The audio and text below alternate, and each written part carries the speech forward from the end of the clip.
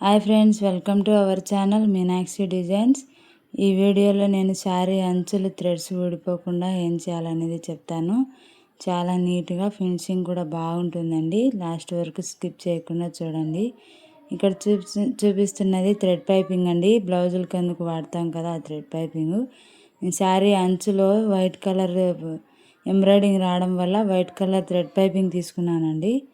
ఈ white colour thread piping ఇట్లా శారీకి ఫ్రంట్ సైడ్ పైనే పెట్టి అంచు లాస్ట్ వరకు పెట్టండి. ఇట్లా చూపించినట్లు అంచు లాస్ట్ వరకు పెట్టండి. ఇక్కడ పెట్టి ఏం మడవద్దండి, ఇట్లే స్ట్రైట్గా స్టిచ్ చేయండి. సమంగా పెట్టి లాస్ట్ వరకు ఇట్లా స్టిచ్ చేయండి.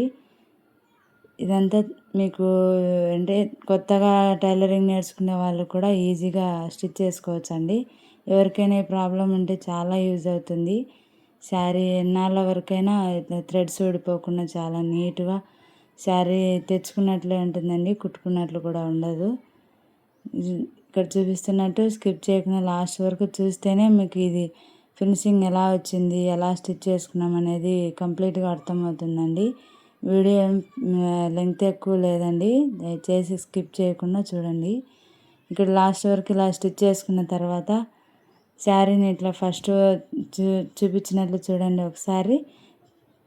ఇక్కడ చూపించినట్లు ఇటు సైడ్ మనం స్టిచ్ చేసుకున్నాం కదండి, దీన్ని ఒకేసారి మడవండి. థ్రెడ్ పైపింగ్ లాగా ఎట్లా మడుస్తామో అట్లా ఒకసారి మడవండి. మడిచి కొంచెం గ్యాప్ ఇచ్చి ఇట్లా స్టిచ్ చేసుకోండి. నేను వన్ సైడ్ పాదాన్ని యూజ్ చేసుకున్నానండి, ఫినిషింగ్ చాలా బాగుంటుందని. మీరు అట్లా వన్ సైడ్ పాదం ఉంటే గిన అదే యూజ్ చేయండి. కొంచెం ఇటు సైడ్ మనం లాగినట్లు నేను అంటున్నాను కదండి, అట్లా లాగినట్లు స్టిచ్ చేయండి. అంటే మరీ ఎక్కువ కాదు, ఏదో సపోర్ట్ కోసం లాగినట్లు స్టిచ్ చేయండి. ఫినిషింగ్ అయితే నీట్గా ఉంటుంది, కుచ్చు పడుకోకుండా చాలా నీట్గా వచ్చింది చూడండి. పైపింగ్ ఎంత నీట్గా ఉంది, ఫినిషింగ్ అంతా చాలా బాగుందండి. ఇలాంటి మరిన్ని కొత్త టైలరింగ్ టిప్స్, మంచి డిజైన్స్ కావాలనుకుంటే నా యూట్యూబ్ ఛానల్ను సబ్స్క్రైబ్ చేసుకోండి, లైక్ చేయండి, షేర్ చేయండి. మరిన్ని వీడియోస్ కోసం సబ్స్క్రైబ్ చేయండి.